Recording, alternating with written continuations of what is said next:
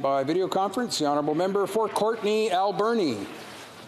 Oh, thank you, Mr. Speaker. It's a huge honour to participate in today's debate, and I first wanted to mention that I will be sharing my time with the member from Hamilton Mountain. Mr. Speaker, today's debate is a very important debate because we're talking about obviously issues related to the economy around the pandemic and small business, and couldn't be more appropriate timing given that small businesses are, many of them are on the cusp of, going out of business, given that they've closed their doors to protect public health. In fact, small businesses truly are the unsung heroes in this pandemic, and we need to do everything we can to support them in this crisis. Today's motion, there's many things in this motion that we agree with. Of course, the Conservatives put forward a motion today with a couple of poison pills because I don't believe they actually wanted this motion to be passed today, which is really disappointing, Mr. Speaker. We've been waiting for the Conservatives, the official opposition, to come forward with new ideas that can help support small business in the middle of a pandemic. You'd expect that they would come forward with ways to help support small business in a way that would make a meaningful difference. Instead, they come forward with old items that they had on their agenda prior to the pandemic, Mr. Speaker. So sadly, I would say that they're using the pandemic to leverage their political platform to attack workers' pensions, to slow down action when it comes to tackling climate change and doing our part. And it's extremely disappointing, Mr. Speaker. They cite that 46% of Canadian businesses are concerned that they're not going to survive. And I don't doubt it, Mr. Speaker. The Liberals have rolled out program after program that have, been design flawed, have left many people out, including the commercial rent assistance program. We brought forward the concept of a commercial rent assistance program. But the last thing we thought it would be a landlord-driven program. We're glad to see the government finally fix that, but disappointed that they won't backdate it to April 1st. And we don't understand why the Conservatives have sat idle and haven't joined us in calling on the government to backdate that program for the many businesses that were left out. So they're talking about businesses that are concerned and wondering how they're going to survive. We want them to join New Democrats in calling on the government for really what I think is an injustice by leaving all of those tenants that were left out to dry. And I'm disappointed that that isn't in this motion, Mr. Speaker. Calling on those that are benefiting and profiting from the pandemic the most, including the big banks and the biggest corporations, to pay their fair share.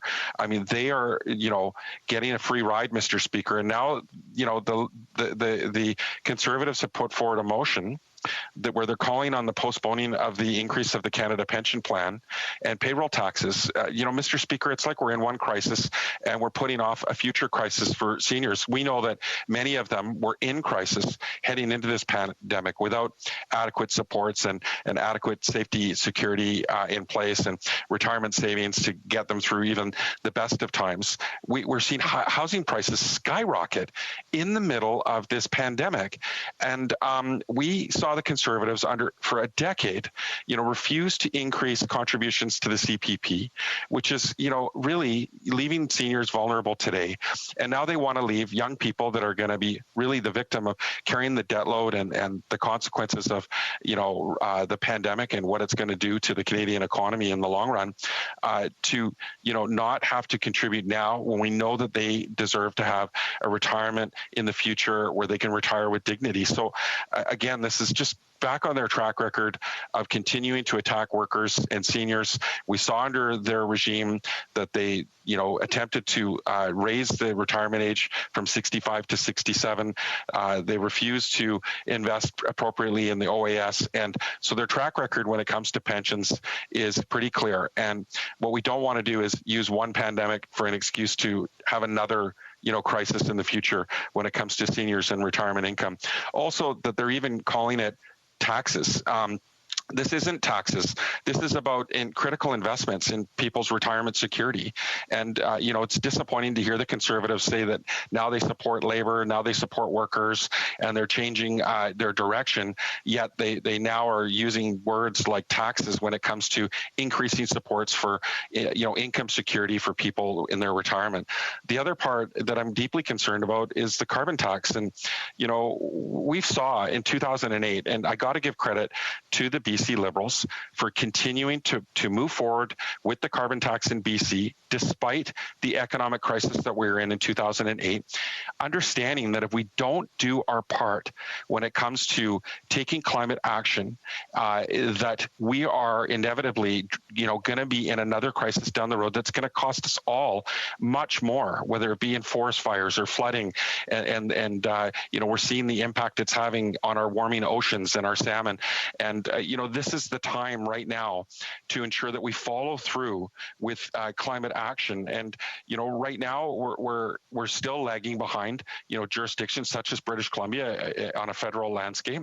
And we see the new administration from the U.S. Committing that in their mandate to taking on the issue around climate change. So they're not backing down, and we are seeing leadership, and the Conservatives need to maybe look at other leadership around the world, other Conservative governments in Britain, Japan, Germany. We're seeing right-leaning governments understand that it's good economics to invest in climate action, in clean energy, and that it's huge economic cost to leave to future generations. They talk about the Liberals and their deficits, but really they keep neglecting the huge economic deficit that they're looking at shouldering onto future generations. So I have huge concerns about this motion, and I am disappointed that they threw the poison pill in there, Mr. Speaker, because we would have loved to support. Part of this motion is making sure that there's more credit availability. This is very important in my riding, especially to the tourism sector and the resorts in my riding that had a incredibly difficult time. Many of them didn't get access to the BCAP program. It was very challenging to get access to that. And, I worry that underlying when they're looking at the LEAF program, that they're really just targeting trying to erode the important mechanisms that are in place so that, we don't see CEOs and shareholders benefiting from, government financing and supports during the pandemic, as we saw in 2008 under the Conservative government when they were in charge of the oversight of the economic downturn from the recession there.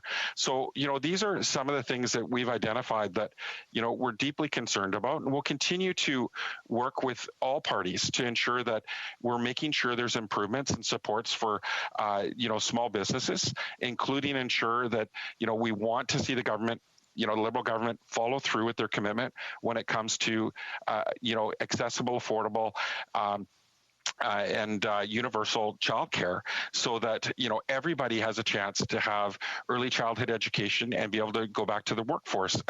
And disappointed to see the Conservatives not supporting these important investments. Where, as in Quebec, we saw 70,000 women go back to work and the GDP grow 2% as a result of an investment in early childhood education. We saw how important the CERB has been to support those workers and those business owners that have been left out. If you're a musician or an artist, and your business is gone, Mr. Speaker, and we would love to have seen the Conservatives bring forward a motion to invest in training, retraining, or guaranteed livable income to ensure that nobody falls through the cracks in the future. So, we understand that small businesses are under distress, that they need access to financing. We fought really hard to support the Indigenous Tourism Association of Canada to get important economic supports and loans early on in the pandemic. We'd like to see the government roll out a plan and a recovery plan to support those most vulnerable businesses whether it be in the tourism sector or the whole economy. And, we haven't heard the government come forward with a true recovery plan. So we join the Conservatives in wanting to see, what the plan is when it comes to rapid testing and a vaccination rollout, but also the economic recovery plan, which is critical.